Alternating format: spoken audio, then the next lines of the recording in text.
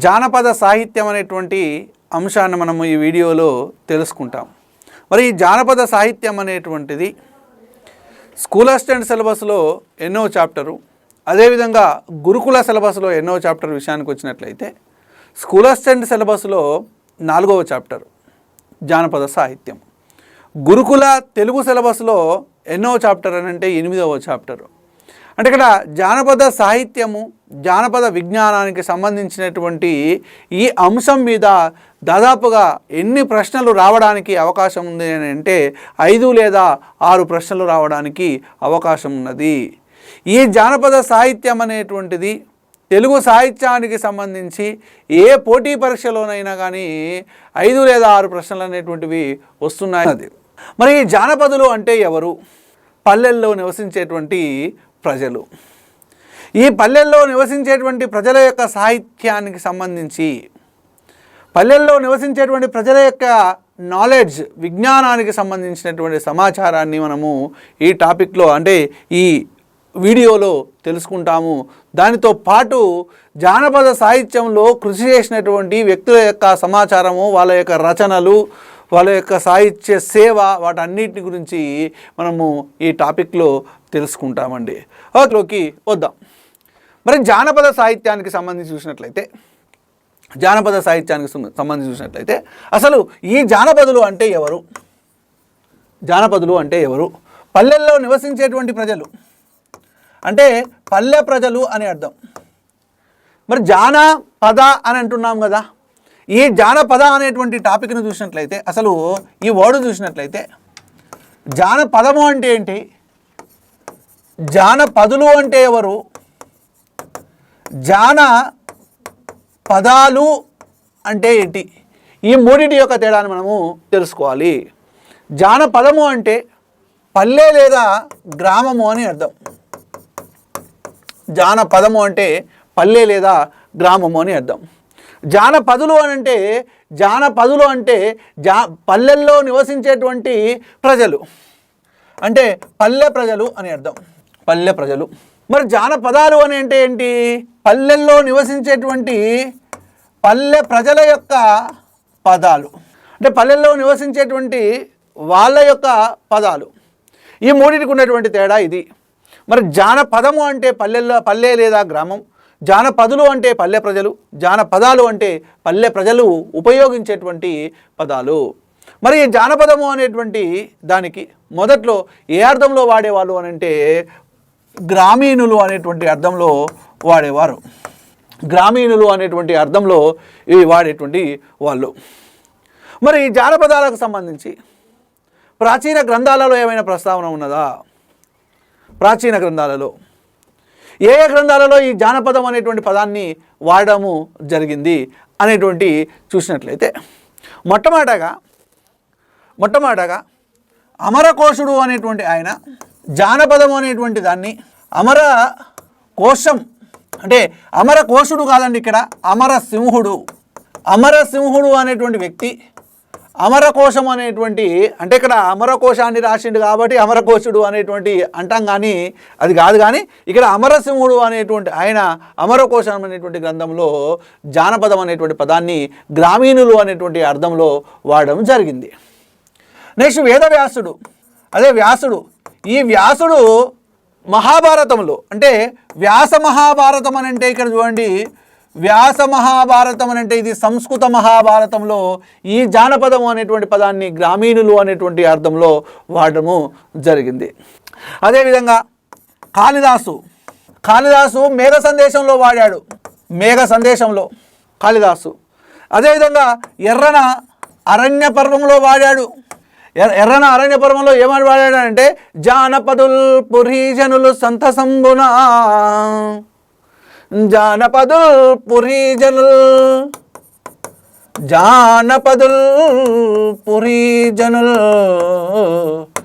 సంతసంబునా అని వాడాడు. జానపదులు పురీజనులు సంతసంబున అనేటువంటి దాన్ని వాడింది ఎవరు అని, పలికింది ఎవరు అని అనేకమైనటువంటి పరీక్షలలో రావడం జరిగింది.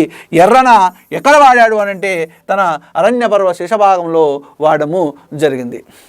అంటే శేషభాగం అంటే అరణ్యపురంలో కొంత భాగం ఏమో నన్నే రచించాడు, అంటే తెలుగులోకి అనువాదం చేశాడు. ఇంకొంత భాగం మిగిలినటువంటి భాగాన్ని ఎర్రన తెలుగులోకి అనువాదం చేసిండు. ఆ మిగిలినటువంటి భాగంలోనే ఈ ఎర్రన ఈ జానపదులు అనేటువంటి పదాన్ని గ్రామీణులు అనేటువంటి అర్థంలో వాడము జరిగింది. ఓకేనా? ఇది అంటే ప్రాచీన గ్రంథాలలో జానపదము యొక్క ప్రస్తావన ఏ విధంగా ఉన్నది. మరి ఇక్కడ కాళిదాసు మేఘ సందేశంలో వాడాడు అని అన్నాం కదా. మరి కాళిదాసు మేఘ సందేశంలో ఏమైనా పల్లె పడుచును ఏమని పేర్కొన్నాడు అని అంటే పల్లె పడుచు ఈ పల్లె పడుచును జానవధు అని పేర్కొన్నాడు. జానవధు. అదేవిధంగా జానపదాన్ని బ్రహ్మవర్తము అనేటువంటి పేర్లతోటి పేర్కొనడము జరిగింది. అంటే ఎట్లా అడుగుతున్నాడు బిట్టు అని అంటే కాళిదాసు మేఘ సందేశంలో పల్లె పడుచును ఏమని పేర్కొన్నాడు అని అంటే జానవధు. జాన అంటే పల్లె అని తీసుకున్నాడు, వధు అంటే పడుచు అని తీసుకోవడము జరిగింది. ఓకే, ఇది అంటే ఇక్కడ ఈ ప్రాచీన గ్రంథాలలో జానపదము అనేటువంటి దాన్ని ఏ అర్థంలో వాడారు అని చూసినట్లయితే గ్రామీణులు, పల్లె ప్రజలు అనేటువంటి అర్థంలో వాడము జరిగింది. అసలు ఈ జానపదాలకు సంబంధించి ఈ పదం అనేటువంటిది ఏ విధంగా, ఈ జానపద విజ్ఞానము, జానపద సాహిత్యం అనేటువంటి శబ్దము ఏ విధంగా ఆవిర్భవించింది అనేటువంటి దాని గురించి ఇప్పుడు చూద్దాం. అంటే ఇక్కడ ఫోక్లోర్ అనేటువంటి శబ్దం ఉంటుంది. ఫోక్లోర్ అనేటువంటి శబ్దము ఆవిర్భావం. ఫోక్లోర్ శబ్దం అనేటువంటిది ఎట్లా పుట్టింది, దాని వెనుక ఉన్నటువంటి నేపథ్యం ఏంటిది అనేటువంటిది ఇప్పుడు మనము చూస్తాం. అసలు ఈ ఫోక్లోర్ అనేటువంటి శబ్దానికంటే ముందుగా జానపద సాహిత్యాంశాలకు సంబంధించి ఏ పదాన్ని ఆంగ్లంలో వాడేవాళ్ళు అని అంటే జానపద సాహిత్యానికి సంబంధించినటువంటి అంశాలు, జానపద అంశాలకు సంబంధించి ఏమి వాడేవారు అని అంటే ఫోక్లోర్ అనేటువంటి శబ్దానికి బదులుగా పాపులర్ యాంటిక్విటీస్ అనేటువంటి పదాన్ని వాడేటువంటి వాళ్ళు. మొదట్లో జానపదాలకు సంబంధించి, జానపద సాహిత్యానికి సంబంధించి, జానపద విజ్ఞానానికి సంబంధించి, జానపదాలకు సంబంధించి ఏ అంశాలైనా కానీ పాపులర్ యాంటిక్విటీస్ అనేటువంటి పదాన్ని వాడేవారు ఆంగ్లంలో. తర్వాత 1846 సంవత్సరంలో డబ్ల్యూజే థామ్స్ అనేటువంటి ఆయన, విలియం జేమ్స్ థామ్స్ అనేటువంటి ఆయన ఏం చేసిండు అని అంటే ది ఎథేనియం అనేటువంటి ఒక పత్రికలో అంబ్రోస్ మెల్టన్ అనేటువంటి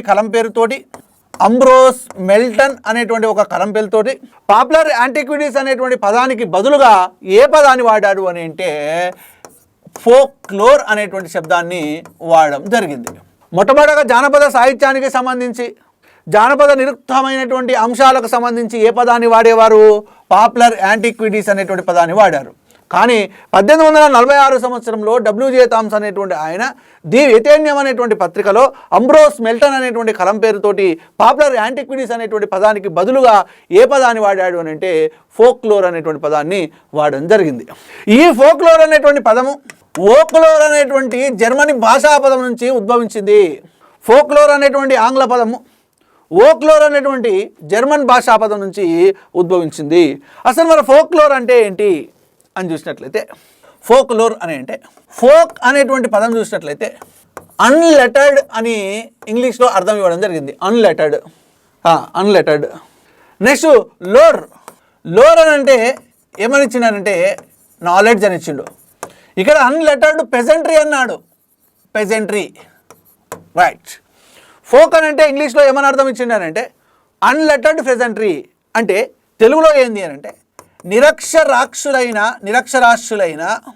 కర్షకులు అని అర్థం. అన్లెటర్డ్ పెజెంట్రీ అని అంటే నిరక్షరాస్యులైనటువంటి కర్షకులు అని అర్థం. నాలెడ్జ్ అని అంటే జ్ఞానము అని అర్థం. ఇప్పుడు ఫోక్ అంటేనేమో అన్లెటర్డ్ పెజెంట్రీ, నిరక్షరాస్యులైనటువంటి కర్షకులు. లోర్ అంటేనేమో నాలెడ్జు, ఇక్కడ జ్ఞానము. ఇప్పుడు ఫోక్ లోర్ అనేటువంటి పదానికి తెలుగులో అర్థం ఏమొస్తుందంటే రెండు కలిపి రాస్తే నిరక్షరాస్యులైన కర్షకుల జ్ఞానము లేదా పాండిత్యము. నిరక్షరాస్యులైనటువంటి కర్షకుల జ్ఞానము లేదా పాండిత్యము ఏమవుతుందనంటే ఫోక్లోర్ అవుతుంది. ఓకే, ఈ ఫోక్లోర్ అండ్ ఫోక్ లైఫ్ అనేటువంటి ఒక గ్రంథం వచ్చింది. తర్వాత ఫోక్లోర్ అండ్ ఫోక్ లైఫ్ అనేటువంటి ఒక గ్రంథం వచ్చింది. దాన్ని రాసినటువంటి వ్యక్తి ఎవరనంటే Richard M Dorson. Folklore and folk life అనేటువంటి గ్రంథాన్ని రాసింది రిచర్డ్ ఎం డార్సన్. ఇది అంటే ఫోక్లోర్ అనేటువంటి శబ్దము ఎట్లా ఉద్భవించింది ఒకసారి అడిగాడు నెట్ పరీక్షలో. ఏమన్నానంటే ఫోక్లోర్ శబ్ద బ్రహ్మ ఎవరు అని అన్నారు. అంటే ఇక్కడ ఫోక్లోర్ అనేటువంటి శబ్దాన్ని సృష్టించింది ఎవరు? WJ Thomas. అంటే ఇక్కడ ఫోక్లోర్ శబ్ద బ్రహ్మ ఎవరు అని అంటే డబ్ల్యూజే థామ్స్. ఓకేనా, right. Okay, folklore and folk life అనేటువంటి గ్రంథకర్త ఎవరు అని అంటే రిచర్డ్ ఎం డార్సన్ అని అంటారు. ఇది ఫోక్లోర్కి సంబంధించి జానపద విజ్ఞానము అనేటువంటి దానికి ఫోక్లోర్ అనేటువంటి శబ్దం ఎట్లా వచ్చింది, ఆ శబ్దం ఏ విధంగా సృష్టించబడింది అనేటువంటి దాని గురించి ఇప్పుడు ఫోక్ లిటరేచర్ సంబంధించి చూద్దాం. రైట్, ఫోక్ లిటరేచర్ అంటే జానపద సాహిత్యం. జానపద సాహిత్యం కంటే ముందుగా అసలు సాహిత్యం, లిటరేచర్, సాహిత్యం అనేటువంటిది రెండు రకాలు. సాహిత్యం అనేటువంటిది రెండు రకాలు. ఒకటి మార్గ సాహిత్యము, రెండు దేశీ సాహిత్యం. ఒకటి మార్గ సాహిత్యము, రెండు దేశీ సాహిత్యం. ఓకే, మార్గ సాహిత్యము దేశీ సాహిత్యం అని అంటున్నాం కదా. అసలు మార్గ సాహిత్యం అంటే ఏంది, దేశీ సాహిత్యం అంటే ఏంది అని చూసినట్లయితే మార్గ సాహిత్యము రాజులు, రారాజులు, పండితులు వాళ్ళు ఆదరించినటువంటి సాహిత్యాన్ని ఏమంటామనంటే మార్గ సాహిత్యము. ఇప్పుడు రాజుల దగ్గర ఉన్నటువంటి కవులు రాసినటువంటి సాహిత్యము, రారాజులు అంటే చక్రవర్తులు, పండితులు, కవులు ఆదరించినటువంటి సాహిత్యమే మార్గ సాహిత్యము. ఈ మార్గ సాహిత్యానికి ఇంకొక పేరు శిష్ట సాహిత్యం అనేటువంటి పేరు కూడా ఉన్నది. శిష్టులు అంటే చదువుకున్న వాళ్ళు పోషించినటువంటి సాహిత్యము, చదువుకున్నటువంటి వాళ్ళు ఆదరించినటువంటి సాహిత్యము శిష్ట సాహిత్యము లేదా మార్గ సాహిత్యము. అంటే రాజుల దగ్గర ఉద్భవించినటువంటి సాహిత్యము, రాజుల దగ్గర ఉన్నటువంటి కవులు చేపట్టినటువంటి సాహిత్యము, రాసినటువంటి గ్రంథాలే కానివ్వండి, ఇవన్నీ ఏమవుతాయంటే మార్గ సాహిత్యము అవుతుంది. మార్గ సాహిత్యం అంటే చదువుకున్న వాళ్ళు పోషించినటువంటి సాహిత్యము. సరే, మరి రాజుల దగ్గర లేనటువంటి కవులు ఒక్కడే గుర్తుపెట్టుకోండి, చదువుకున్నటువంటి వాళ్ళు అక్షరాక్షులు పోషించినటువంటి సాహిత్యము, మరి రాసినటువంటి సాహిత్యము మార్గ సాహిత్యం. నెక్స్ట్ దేశీ సాహిత్యం అని అంటే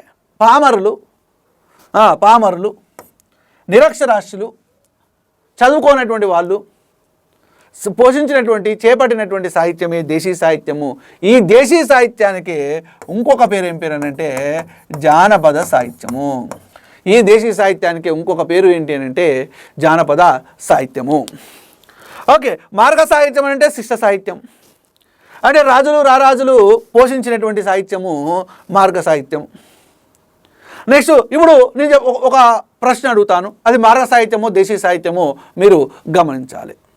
బాలరసాల సాల నవపల్లవ కోమల కావ్య కన్యకన్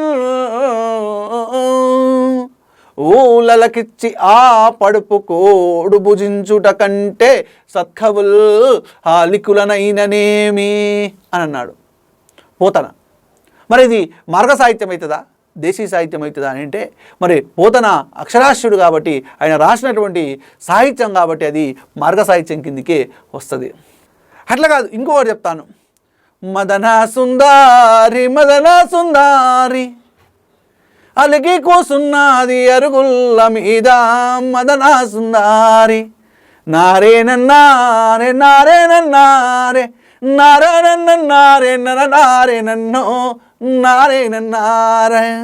అన్న ఇదే సాహిత్యం అవుతుంది. ఇది జానపదుల యొక్క సాహిత్యము, దేశీ సాహిత్యము. అంటే కవులు, పండితులు చేపట్టినటువంటి సాహిత్యమేమో మార్గ సాహిత్యము లేదా శిష్ట సాహిత్యము. పామరులు, నిరక్షరాస్యులు పోషించినటువంటి సాహిత్యము, చేపట్టినటువంటి సాహిత్యమేమో దేశీ సాహిత్యము. ఈ దేశీ సాహిత్యానికి జానపద సాహిత్యం అనేటువంటిది పేరు.